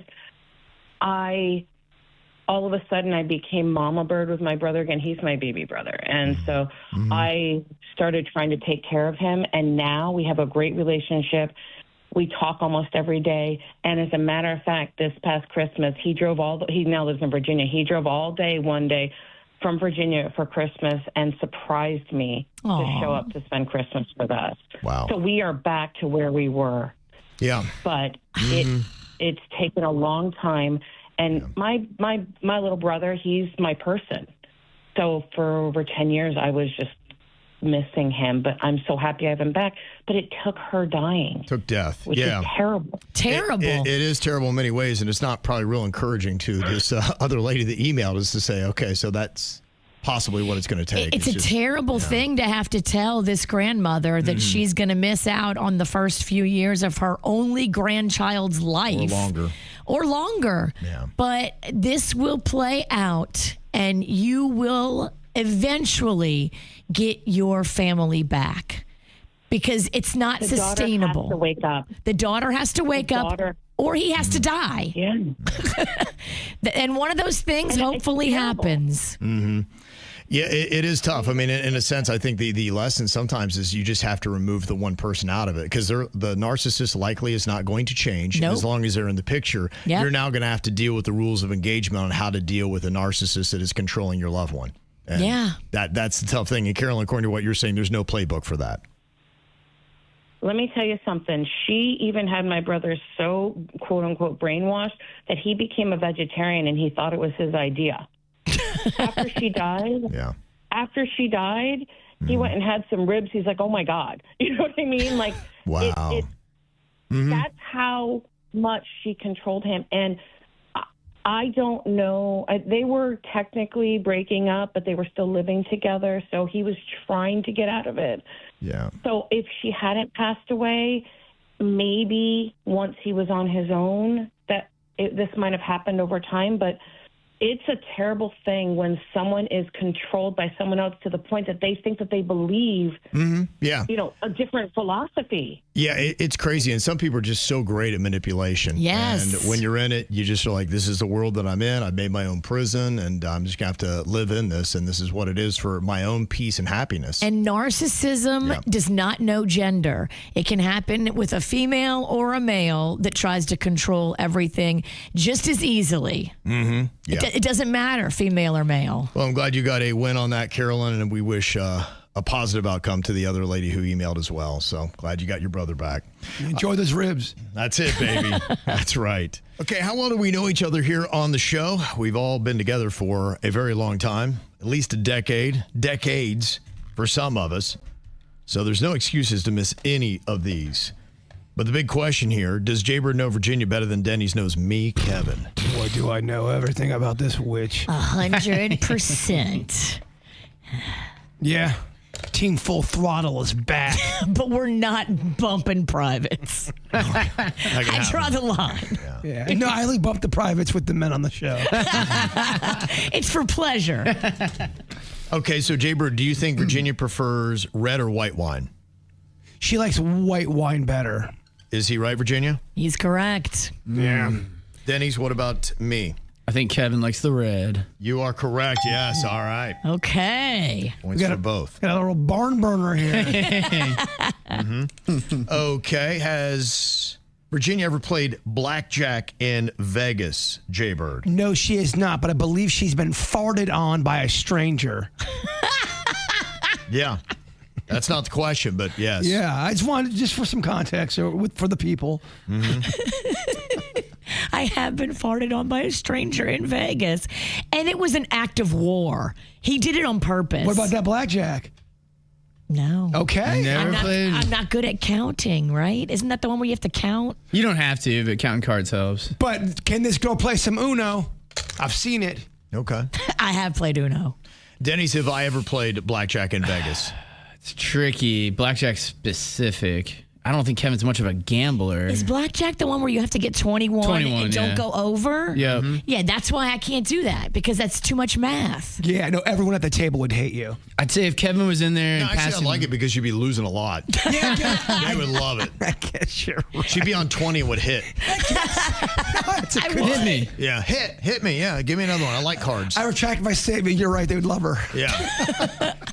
Just thinking, would Kevin play 21 or blackjack at Vegas? I'd say passing by, he might do some slots. I'm gonna say no, he didn't play specifically blackjack. You are correct. I've watched a lot of blackjack. I don't play. Okay. I've never played craps or blackjack We got to get you guys into poker. or poker. I've never played poker either. Yeah, None of them. Denny's and his wife showed me how to play poker. It is so much fun. It's all about mind games. Me and Kevin, we're roulette girls Roulette's fun too. or slots. I used to be a slot. I was a slot girl. used to be a Okay, has Virginia and myself ever taken lessons on how to play a musical instrument? What do you think about me, Denny's? Ever taken lessons? Only thing I think of, I know your mother played piano. Okay. Did she try to give you lessons and you weren't interested? Oh, gosh, this is tricky. I'm going to say when you were a little kid, they tried giving you lessons and maybe just it wasn't your thing. Okay. Yes, I took lessons. My mom gave them to me, and it wasn't my thing. You do know me. Okay, what about Virginia? I think she briefly took some kind of lesson. She didn't like it, and she was more of a gymnastics girl. Have you ever taken an official music lesson, Virginia, for an instrument? Yes, I have. Okay. My mom was a music teacher, Yeah, so that you makes know that was her thing. And you weren't into it, and what did you become? A gymnast. Bada bing, bada bing. I think we get extra points for that. No, you do not. You'd be incorrect. I'm throwing extra factoids. Yeah, bruh. Do you think that Virginia and I can name all 8 planets? I love this girl so much, but no, I don't. Oh, gosh, tough. I don't think she can. She'll get close, though. Okay. What do you think about me, Denny's? Kevin. Dude, I feel like he could, just from hearing him. Well, he also watches Ancient Aliens, so. It is true. He has a latent interest in the aliens and the. Yeah, I'm going to say yeah. I'm going to say you can name all 8. Okay. I see Virginia writing, but I also see her stopping a lot, which makes me nervous. It's called buffering. I'm going to be honest. I don't think I can. Virginia, do you have 8 down? Hold on. I'm still buff. 1, 2, 3, 4, 5, 6, 7. I got 7, damn it. 7. She's missing Earth. No, I got I'm Earth. kidding. So you were saying we could? I said Virginia could not. I mean, I already said it that I thought you could. Okay. All right. I'm going to say that unfortunately I cannot, Denny's. I'm sorry to let you down. Which one am I forgetting? What do you got? Mars, got? Mercury, Venus, Saturn, Pluto, Earth. What am I missing? Uranus. How do I forget that? Uranus, Do you have yeah. Venus, I do have Venus. Saturn. Saturn. Mercury, Venus, Earth. Mercury, son of a gun. Okay. I didn't have Mercury. Okay. We got to. You said she could not. So, Yeah. Yep. You get that point. I'm sorry. I wanted to believe it. I wanted to get them all right. You did good, though. Oh, you're fine. You're That was fine. good. Blew it. Okay. I got to go study that. All right. And final one here. Has Virginia and myself ever had sex in public? Oh, wow. Now we're getting just straight up hot up in this piece. Okay. Denny's, what do you think about me? I believe Kevin has. Oh. I don't think it was his idea, but he has. Okay. Yeah. Bing in the day. Yeah. You can talk him into anything, guys. Romp and Ralston? Hell yeah. That's it. He frolics like an elf. Got to get this right. Jbird, what about Virginia? Yes, I'm sure she has. I'm sure she was very drunk, and I'm sure it was loud and not sexy. Okay. Is he right? So, you mean like outside, exposed? Public, yes. Have you indeed. ever, Again, a public place. Yes, outside of a residence. outside of your house, have you gotten busy? Yes, but not where anybody could see me. That's not the question. Yeah, just in public. Yeah. Okay, all right. God could see you. All your dead relatives can see you. Well, let's put on a show. All right, you guys beat us 5-4. Okay. Blue, 'cause Planets. I did. Planets. Wow, terrible. Suck it. Terrible showing today. Terrible showing. Ow! There's a lot of dumbass criminals to talk about, baby. It's the whacked out news. People breaking the law. Ha ha, fighting in the nude. Ha, drunk people pooping in the street. Ha ha, it's the whacked out news. So many people on meth. Ow! Well, apparently we are closer to catastrophe than we have ever been in our entire lives. It is all about the doomsday clock, and it is moved even closer to midnight. Here is President Alexandra Bell of the Bulletin of Atomic Scientists with the announcement. It is the determination of the Bulletin's Science and Security Board that humanity has not made sufficient progress on the existential risks that endanger us all. We thus move the clock forward. The doomsday clock is a tool for communicating how close we are to destroying the world with technologies of our own making. The risks we face from nuclear weapons, climate change, and disruptive technologies are all growing. Every second counts, and we are running out of time. It is a hard truth, but this is our reality. It is now 85 seconds to midnight. This is the closest the world has ever been to midnight. Cool. Fun. Then she took off her face and she was a lizard person, Virginia. We're here. And she licked her lizard lips and then scampered under a bush. Now, are they talking when they say technology and all that? They are, they're talking AI stuff as well, I'd imagine. Yeah, it's partially attributed to unregulated cyber tech and AI that is going on, but there are other issues as well, including climate crisis and nuclear weapons and all that kind of stuff that's going on. And also, too, let's not forget, they're here.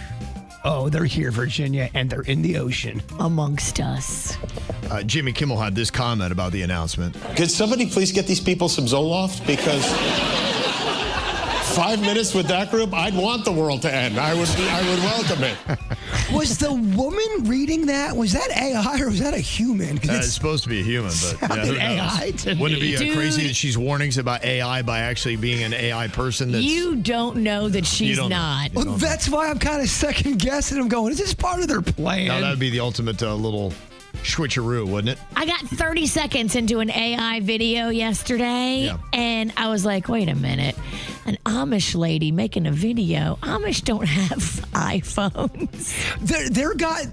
It's gotten so bad. What they're doing now is they're making up fake murder cases.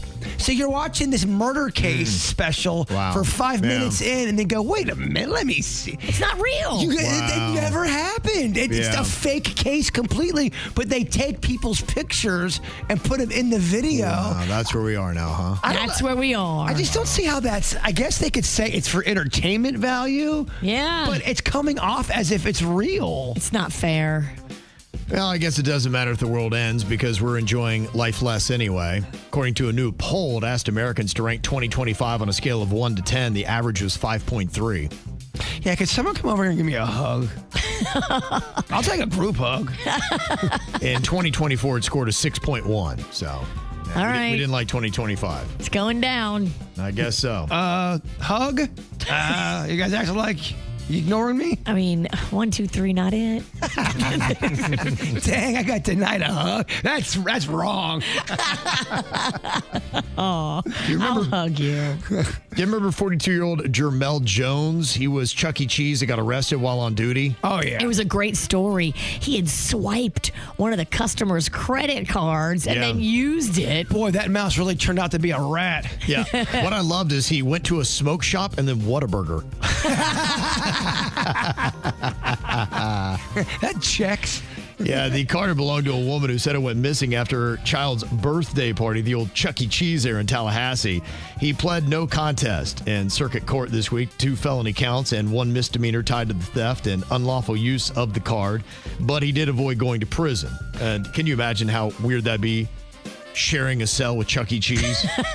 No matter what they try to do, Chuck E. Cheese can't buy a win. It seems like there's always some messed up story. Well, police in Montgomery County, Maryland, used a drone to catch a suspected serial peeping Tom. He had been terrorizing an apartment complex for weeks, so they had a drone flying over to the point where you really couldn't hear it, and they spotted 32-year-old Stephen Jerez Adams. And he was down there going, oh, yeah, come on, baby. I mean, he was full on. Yeah. Kevin's peeping Tom voice is horrifying. Oh, yeah. Oh, yeah. Yeah, they swooped right in. They got him for an indecent exposure, peeping, assault, and trespass. You can't keep doing that in the same apartment complex, and the people are just going to be like, oh, well. Yeah. Oh, yeah. And that is a thing where there are peeping Toms that like to go to repeat houses. It gives them that thrill. Well, they know what they can get if they've got it before. Oh, he was so lost in the moment, didn't even realize something was above him filming him. Idiot.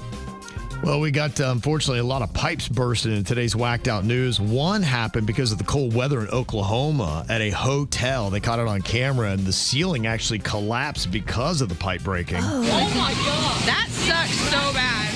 Oh my God. Oh, that sucks so bad. Yeah, it does. They still did get their free breakfast, though. I don't know if I want it. I don't want some damp pancakes. I do not want it. And maybe the worst story of a pipe bursting actually happened on an airplane, an American Airlines flight from Connecticut to Charlotte. No. And Jay Humans of North Palm Beach was able to capture it. He was traveling with his wife and young daughter, and you could see the pipe gushing, and it is kind of rushing down into the aisles and where you're sitting. And yeah, it was in the bathroom, which is not awesome. Yeah, here's a bit of that video. Sitting for an hour, we hear a rushing water noise, and the pipes burst, and it started gushing out of the bathroom walls down across the floor. It's crazy. Wheels up or whatever. I'm contemplating on making my own parachute. Oh my gosh, that's horrifying. Well, and the worst part about it, their trip had already been miserable. The pipe began gushing after they had already been sitting on the plane for an hour. And then the family had first been stranded Sunday when their direct flight to Palm Beach was canceled due to over a foot of snow in Connecticut. And then after the incident, American Airlines told passengers no flights would run that night. And he said, yeah, you're on your own, man. Go find your own hotel. And I'm good. I don't need any ice or any drink. I'll get something at the food court when we land. Yeah, this may want to stick with you, and no more traveling in the winter. I mean, planes can be they're so gnarly, man. Ugh. And if you're a Starbucks barista, do not spell Sarah's name without an H. She's not going to like it. My name is spelled S-A-R-A-H. Sarah with an H. I'm really sorry, ma'am. This happens every time I come. Oh, man. Really? Yep. Why do they have two different spellings of Sarah? That is kind of annoying. It's kind of a mess, yeah. What's more annoying, though? What you just said or what Sarah with an H just said? Now, is Sarah with an H, is she doing this for attention? Or it's gotta be. Because who is that unhinged? That you would be that upset because they did not include the H on your name. Because people are doing, the dumbest stuff to go viral, and they're to a point where you're going, all right, are you really trying to ruin your life to go viral? And some people are. Every other time I go to Starbucks, they spell my name Virginia. And now that's funny. That's funny. I think you have to look at it. I think you need to get that upset then. We'll film that and see where it goes. Virginia is a lot more funny than Sarah without the H. Have you ever been that mad in public? Never. I have. I don't know. Not over something like that. Not over that, no. It's a letter, lady. I don't know if you like this bet. A guy said that Scotty Scheffler, one of the world's greatest golfers, was not going to win this tournament. He was wrong, so his punishment is he has to eat Wendy's chili for an entire month. That's not bad. That's not a bad punishment. Yeah, I was going to say. I've heard it worse. In cahoots with Wendy's. They're doing some deal. We see you, Wendy's. It's a brand deal. It's such a brand deal. Oh, I got to eat Wendy's chili. By the way, here's my commercial. No. Well, to break a world record, all you have to do is hug a tree for 72 hours. I could do that. Okay. You know what? I think you would cramp up. Thank you for that pep talk, Coach. You sure about that? I don't think you could. There's that ray of sunshine I needed this morning, Kev. You're wrong. Nah, you'll collapse. You're old. You got 45 minutes in you. You're dying. Dead by Christmas. What about a pizza? You should hug a pizza. You can do that for 72 hours. I don't think anybody's hugged a pizza for 72 hours. In fact, make it 73 just to go even better than she did. So just hug a pizza the whole time? I mean, I don't think it's any more dumb than hugging a tree for 72 hours. He's right. I just won't read the comments. And I'll bring people along to cheer me on. Real people, not, this is the worst thing I've ever seen. You guys really jumped the shark. Yeah, it is stupid, but... It's the dumbest thing I've ever seen. You're almost 50 years old. Why would you do this? Yeah. It's the kind of comments we live on. Not that I get those comments ever. Just wait. More dumbins coming. Like the one idea we had I loved was seeing how long it would take for me to fill up a bathtub and then take out the water, but with just a cup. How long would it take? Yeah. No one wanted to see it. If you put it on there, somebody would do it, but you have to go all the way through it, and it could take you days. I would agree. If you're going to do it full gorilla, I think it starts to get respect. The idea initially, like, that's stupid. I put that on the background. Okay. Yeah. All right. Are you pantsless? No, we were breaking the guidelines. We can't get kicked off YouTube again. Look, I don't think we'll ever I'm a journalist. I don't know if you are. Now you know why everybody's going to TikTok for their news. If that's journalism. What are you thinking about? What are you thinking about? What's on your mind? Are you thinking about? What are you thinking about? Well, a couple of sports stories on my mind here today. One, sorry to see Delray Beach's very own Coco Gauf. She got crushed in the quarterfinals of the Australian Open. The matches are being played overnight, but it did not go well for her. So if you have that recorded, you can just delete it. Not a lot to watch. She lost 6-1, 6-1 to Alina Svitolina. And she had a temper tantrum, too, where she went off the court and destroyed one of her rackets. So... I get it. The emotions get to you. And that's kind of one of her things. She's still young, and you can kind of tell. I've noticed some of Coco's matches. If things are not going her way and she just can't seem to get it, her emotions kind of start to run out of control. And I think she's got to get to the point. Tennis is one of those sports, tennis and golf, where you've got to somehow put the last point behind you, and you got to focus on what's coming up. And sometimes you see athletes that can't. And when they get adversity, just... trail off and fall off the deep end. Look at Coach Kev. He's entered the subject. Yeah. Oh, my dad's a big tennis player guy. He's since I've been alive, my dad's always played tennis. And even on just recreational level, people take it so seriously. I've seen so many meltdowns in my life. One time, a guy grabbed a sword from his van. At least Coco didn't grab a sword. It's true, you're right. I mean, I'm not kidding. Blood, punches, people going after, trying to choke people. And you're not even playing Wimbledon. That sounds like my kind of tennis. Yeah, as a kid, it was horrifying. Get the popcorn. Like, he's got a sword? Yeah. Yeah, so, she only took out a racket. Yeah. She didn't try to stab somebody. I've noticed adults in a lot of, not just tennis, because I saw some stuff go down in the adult softball league, and there was some unsavory things that went down on that, too. Like, dude, we know that you are mad at your wife right now. Stop taking it out on everyone on the team. Not all tempers are created equal. No. The other big story today is that Bill Belichick did not make it into the Pro Football Hall of Fame.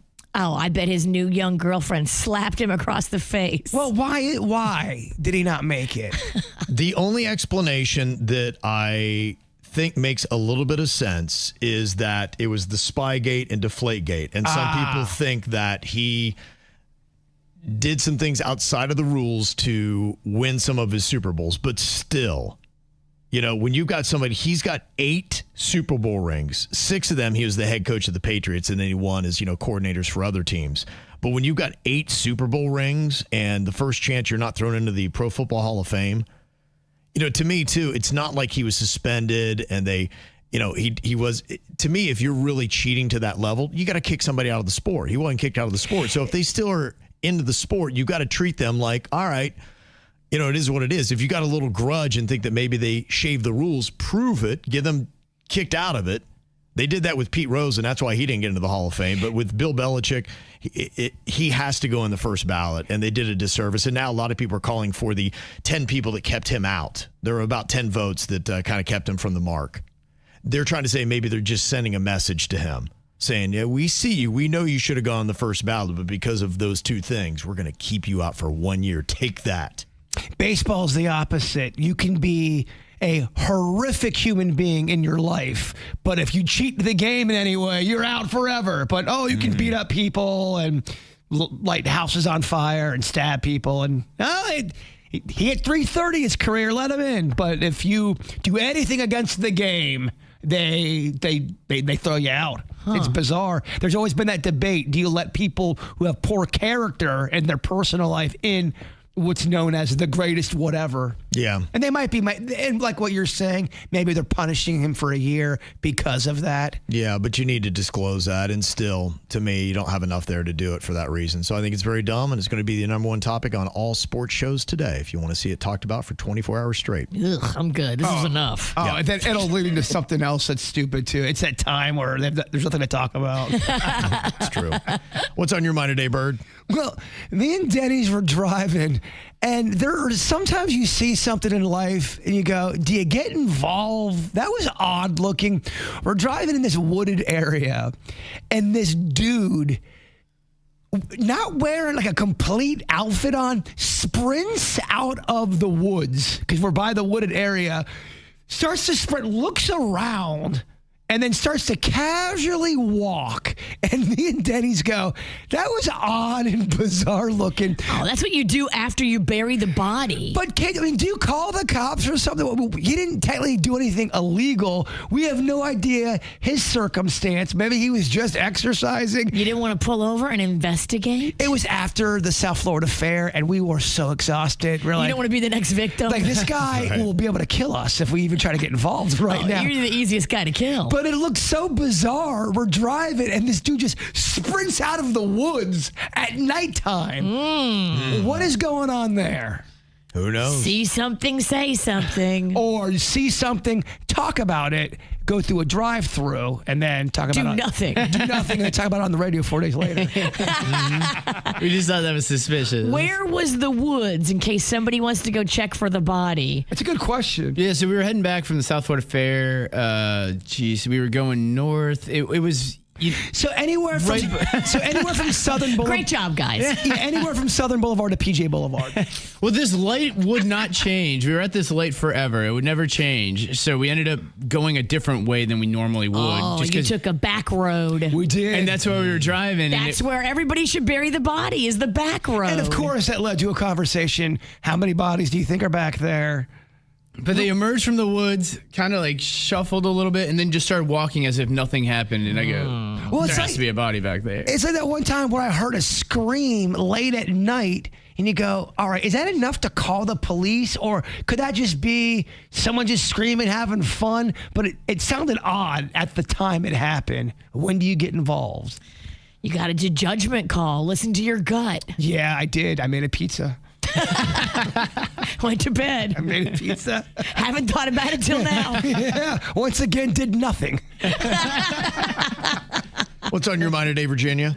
You did nothing, but I think I have to do something.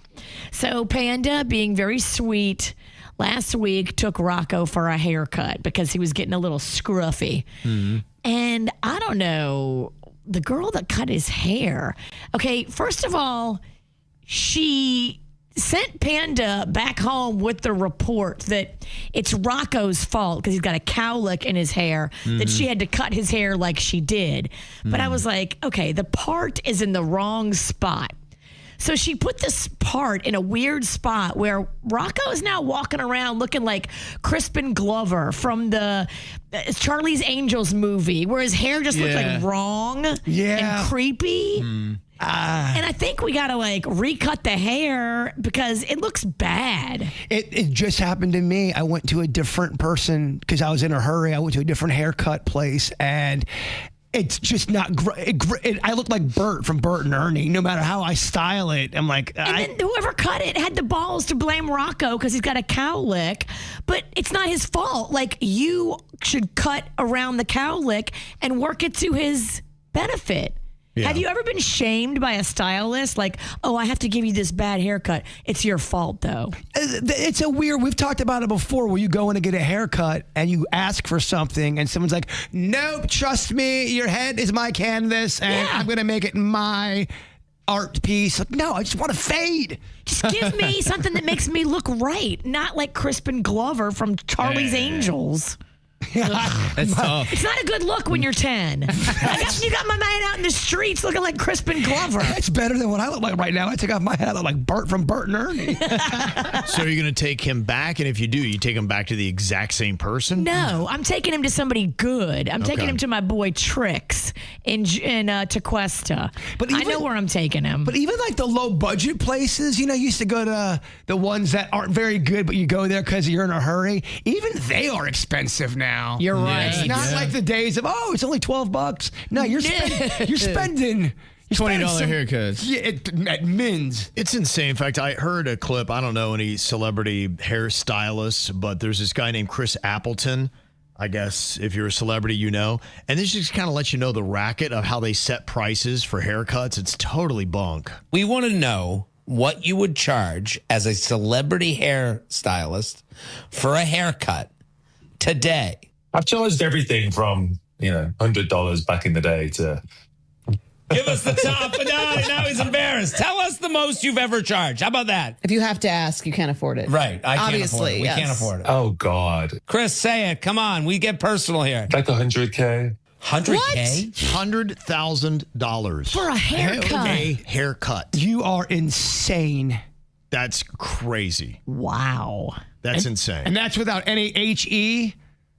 Happy ending? Yeah. Usually you don't get that with a haircut. That's a massage. I don't care. $100,000. We got to change the menu of what we get. Wow. And Denny's, you said you got high blood pressure now? Yeah, I went to the doctor. And nobody got time for that? Yeah, well, it all started because I went to the allergist, and I've been getting those shots to get rid of my allergies. And the lady made a mention after my third visit. You go once a month for 3 months. And she goes, hey, just to put on your radar. She goes, each time you've come in, just to let you know, your blood pressure's been kind of high. And she goes, a lot of that's, they call it white coat syndrome, where if you go to a doctor, your blood pressure goes up. But she goes, it's just something to think about. So I bought one of those ones that you can do at your house. And I monitored it for a week before my doctor's appointment. And I brought those results to my doctor. And then I checked back in with my doctor, which was last Thursday. And they said that consistently I have slightly high blood pressure. But they said that it's good that it got brought to my attention because they said I'm at a point where I could turn this around with just exercise and changing my diet. Okay. So me and Denny's, we are going to be doing a marathon. Wow. Okay.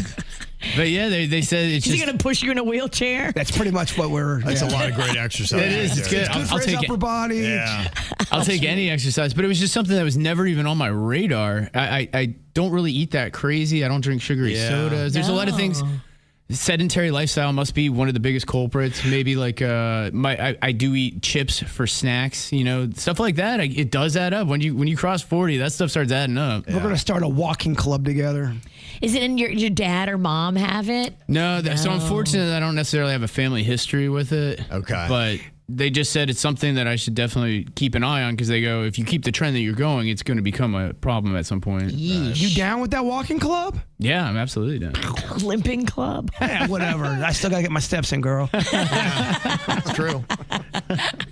They're asking the question on a Reddit thread. What professions have the nicest and meanest people? Have you noticed that some professions seem to have characteristics where people are super nice or they're not nice at all? Oh, yes. Meanest, bouncers. Okay. And the people that work at the tow yard. She's not lying. I am not lying, or you're not lying. I remember my car got towed, and I had to go pay for it. And there was the lady was wearing a shirt. If you want my help, go F yourself. I'm like, this is gonna go great. It sets the tone. You're already mad, and I think they deliberately try to make you more mad. They enjoy it. She loved it. I didn't take the bait, but internally I'm like, that. I can't believe her. I didn't take the bait, but it took everything I had. Oh, it took my soul. But I'm still going with Bouncer, Kev. Bouncer, okay. Some of the nicer ones, they said the Chick-fil-A employees. Where do they find these people? They're all so nice. They do. They find a lot of them at the church. Okay, yeah. Christian Chicken, huh? Yeah, I always go in. They're not open on a Sunday, but they do have great customer service. Because they're all church. Yeah. That's probably. Learn how to be nice. That's one of the fringe benefits. That's it. That's what it is. Now, some of the other ones that were listed as the meanest on Reddit was hospital billing and administration. I don't even know why that would be. Because you're getting bad news and you're in pain, and then it costs you thousands and thousands of dollars. Yeah, you look at your hospital bill and you realize they charged you $18 for one Tylenol. And some people in the medical community, there's some great people in there, but then there's other people that talk to you like you're cattle, and that's where bedside manner comes in. People are nervous going to the dentist, let alone something majorly serious. At the hospital. Yeah. Now, the weird thing about it is there's a lot of people in the medical field that are listed on both lists. You have the hospital billing and administration on the meanest. They put surgeons on the meanest. And then nurses actually made the top 5 of both lists.